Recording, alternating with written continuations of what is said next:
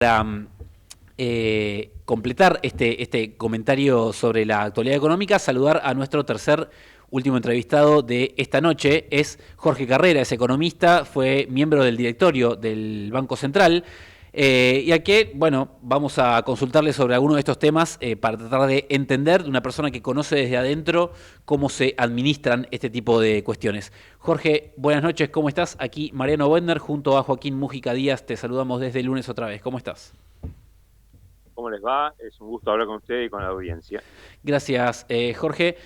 Bueno, una pregunta inicial es bastante elemental, pero me parece que vale la pena porque son varias cosas las que estamos observando respecto a lo que pasa con el dólar, lo que pasa con las tasas de interés. Me interesa tener un poco una mirada tuya inicial respecto a todo el escenario. Así que, bueno, te traslado esta pregunta. ¿Por qué crees vos que llega a semejante instancia decisiva para el gobierno como son las elecciones en un momento de tanta incertidumbre en lo cambiario, en lo monetario y en la macroeconomía en general? ¿Qué dirías vos? Mirá, yo hace un par de meses hice, no, un mes y medio, una nota que se llamó 11 errores no forzados del gobierno. La idea era justamente remarcar, a mí me gusta el tenis, la idea de error no forzado, que significa que no te lo generaron los otros, el kirchnerismo, cuestiones externas, sino que esos 11 errores que yo listo en ese artículo que está en mi sitio de Twitter, es todo generado por el propio gobierno. Entre ellos, algunos que ustedes estaban repasando recién, esta idea de cómo se procesó el acuerdo con el fondo, cómo no cumplir con la compra que estaba previsto dentro de la banda cambiaria, abrir el cepo de una forma que tal vez no fue la apropiada, que sí sirvió para disfrazar el acuerdo con el fondo con una medida muy, llamémosle, popular, tal vez un poco populista, que es abrir el cepo, pero con un tipo de cambio que estaba muy apreciado y que todo el mundo se daba cuenta que estaba muy apreciado, y que además abriste el cepo y inmediatamente dejaste que se bajara todavía más el tipo de cambio. ¿Se acuerdan que el presidente decía, bueno, va a llevar al piso de la banda, lo que era una locura total, porque la banda además tiene un piso que va cayendo para abajo, o sea que significaba que íbamos a tener que estar en deflación constante? Bueno, la gente que en Argentina, los agentes económicos, entienden suficientemente que cuando el tipo de cambio, el dólar, llamémoslo, está a un precio barato, es conveniente comprarlo. Bueno, nos encontramos con esta situación, que lo que se llama técnicamente formación de activos externos netos, gente comprando dólares, sea para ponerlos en depósitos bancarios, muy poquito, sea para guardarlo en caja de seguridad o en donde sea, creció muy fuerte.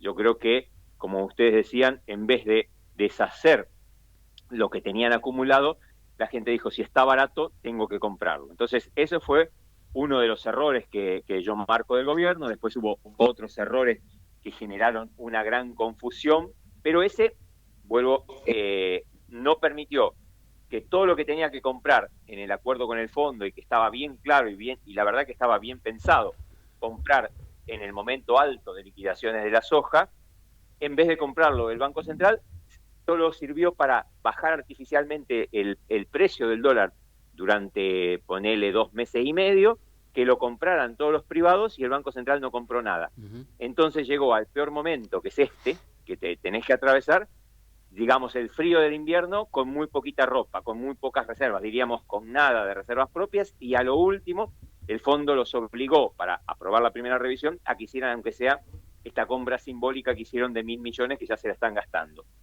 Eso fue uno de los grandes errores. El otro gran error, no quiero abundar, de los 11 fue el desarme de las LEFI, una cosa que innecesaria, aparentemente ahora nos estamos enterando, aunque lo sospechamos, un capricho presidencial que tuvieron que ver cómo lo acomodaban, pero que generó un caos y todavía no sabemos cuánto va a terminar generando de problema en el sistema financiero. Así que yo creo que esas fueron las combinaciones que llevaron a esta situación. La verdad que yo era de los pocos pesimistas que en diciembre escribía que agosto iba a ser un mes complicado, pero debo ser honesto que no esperaba que fuera tan complicado. Yo pensé que nada, que iban a empezar a faltar dólares, pero que el gobierno iba a tener acumulado toda la cosecha gruesa.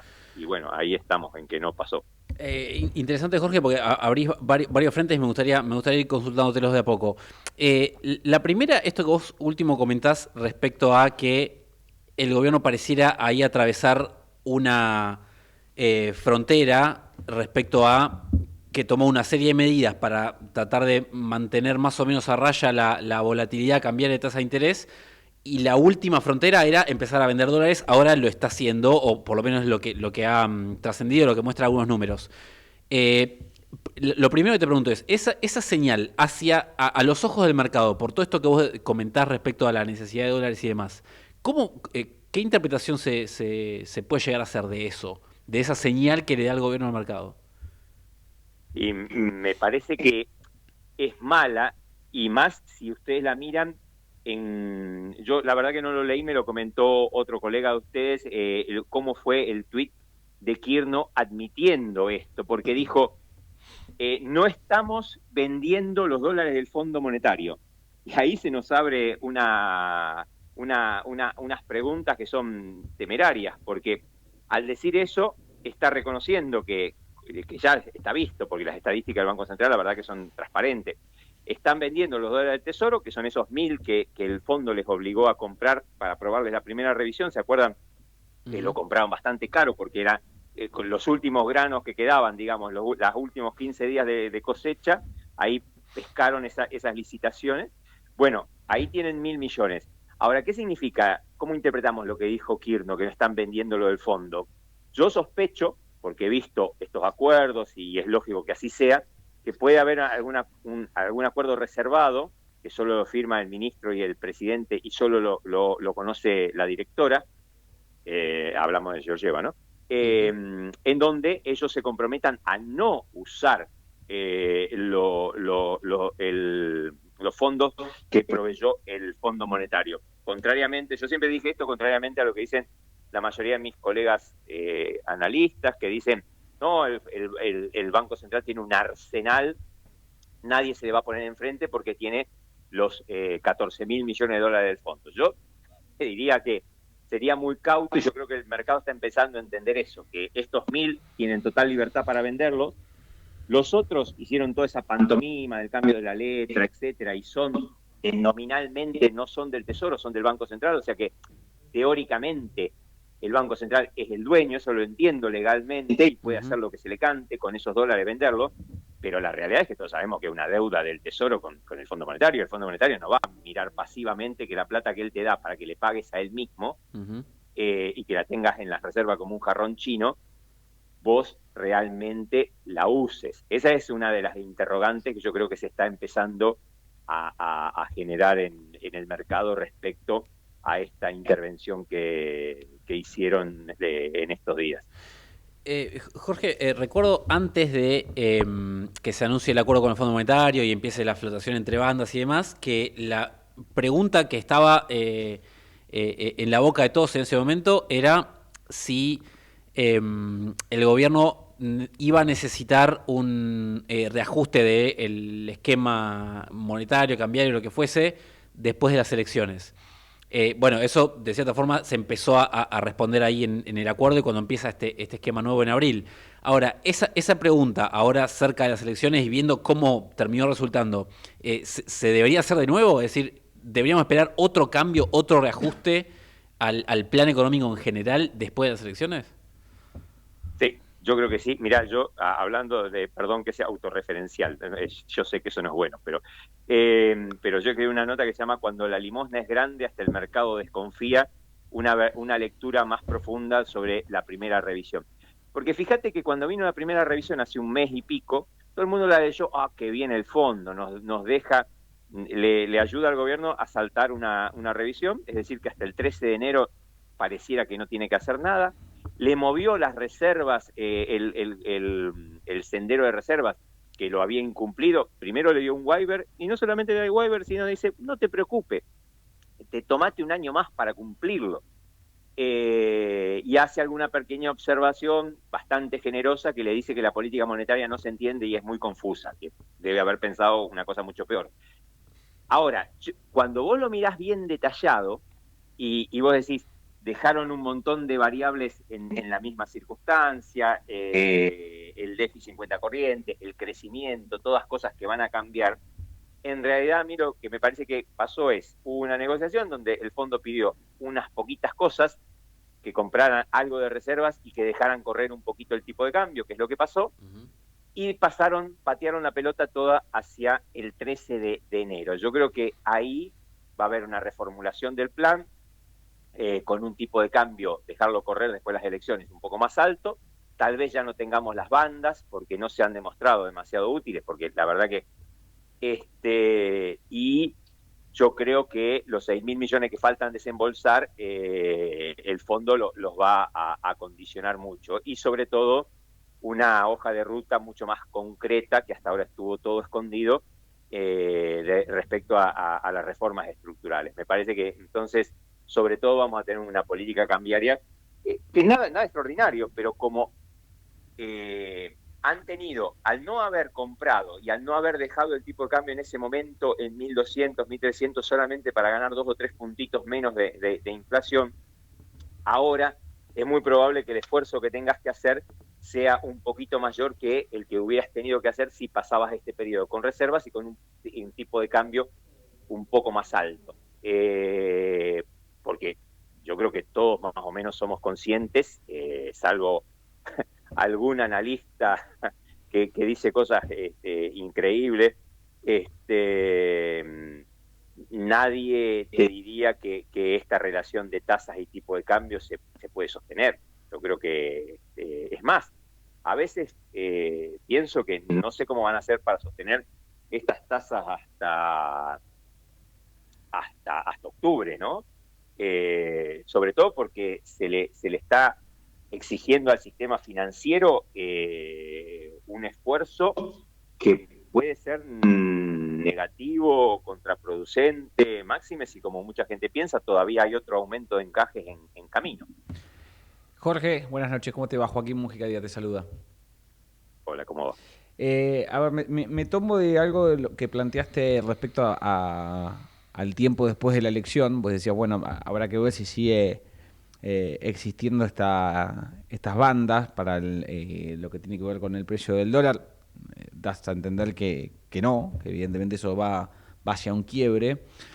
Mi consulta va por el lado de la influencia política en lo económico y preguntarte sobre la elección. Digamos, a ver, tenemos el domingo una elección, después queda un trecho bastante importante todavía para la del 26 de octubre, pero ¿cómo crees que puede llegar a influir una eventual derrota de la Libertad Avanza en lo que tiene que ver con todo el escenario económico, con la tensión cambiaria que suele siempre suceder, sumado a este conflicto permanente que hay con todo el tema de los audios de la Agencia de Discapacidad, Karina Milei, bueno, lo que ya has visto, digamos, toda esa tensión permanente que hay en el mapa político, cómo puede terminar influyendo, sobre todo si el próximo domingo la Libertad Avanza no logra coronar en la elección bonaerense. Y obviamente no vamos a negar que puede ser negativo. Me parece que en esta semana ya los mercados han ido descontando de que no va a ser, la Libertad Avanza no va a arrasar como prometía el presidente. Las experiencias de cómo han manejado la política, lo de Corrientes, pero tantas otras cosas, yo, de los 11 errores no forzados que yo decía, eso es, nunca hemos visto a alguien que se pelee con todo el mundo al mismo tiempo. Bueno, ahí se están pagando las consecuencias, una política muy rara de cómo se hace, y eso que tomás a lo peor de la casta para que te ayuden a hacer política, incomprensible todo. Pero bueno, yo creo que los mercados están tomando un poquito de nota de esto, y por eso es las presiones que estamos viendo. Me parece que en ese sentido el equipo económico, si hubiera ese eventual resultado negativo, va a insistir con más de lo mismo, porque si hemos visto es que y la verdad que hay mucho para comparar, ¿no? sobre todo la gente de los bancos, ¿no? No le va a temblar el pulso en aumentar los encajes o aumentar la tasa. En eso estamos viendo gente que es bastante decidida, ve el abismo y acelera. Pero bueno, me parece que puede haber eso, un poco más de tasa, un poco más de encajes para que se absorba toda la licitación, las licitaciones que vienen y un poco más de recesión y contracción. Me parece que a esta altura están jugados a eso. No veo, como algunos dicen, una pequeña corrección cambiaria. No sé, no veo eso de que eso es una cosa que se puede hacer mucho antes. Ellos tenían todo el espacio para hacer algo gradual, llevarlo, pero bueno, eligieron en el momento del fondo, podían haber hecho eso, y eligieron ir para abajo en vez de dejarlo correr un poquito para arriba, ir acompañando la banda. Así que nada, yo veo eso, que si hubiera un resultado electoral negativo, van a acentuar la política de tasas, acentuar la política de encaje y la astringencia monetaria al máximo. Jorge, te hago una última pregunta. Vuelvo sobre algo que comentaste al principio. Esta idea, esta noción ahí que sobrevuela, una sospecha, si se quiere, de que en algún punto empezaron a diverger lo que cree el equipo económico que hay que hacer y lo que cree que el presidente que hay que hacer. Se supone que el desarme de las LEFI y todo lo caótico que eso fue, pareciera como producto de esta distancia entre distintas cabezas, digamos, del equipo económico, incluyo al presidente ahí. ¿Vos qué estás viendo? ¿Que se pudo haber ensuciado un poco la marcha del plan económico por eso? ¿Se puede atribuir otras cosas o fue decisiva en caso de existir esa divergencia? Sí, no, nunca hay factores decisivos así que digas excluyentes. Lo que sí no tengo duda es que hay esa desconexión. Mirá, te cuento una anécdota donde me quedó muy clara, es justamente viendo la serie Menem, cuando hay una escena muy bien armada donde le quieren hacer leer a Menem todos unos resultados económicos, etcétera, y se da cuenta que no está entendiendo demasiado, y le dice, no, tomá, léelo vos, Mingo, hacete vos responsable.